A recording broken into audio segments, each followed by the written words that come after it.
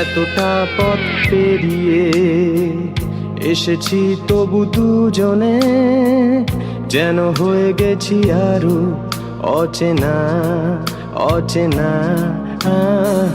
স্বপ্নেরা তবু খুঁজে যায় জীবনের শেষ সীমানায়, আছে কি রাখা বাঁচার ঠিকানা ঠিকানা।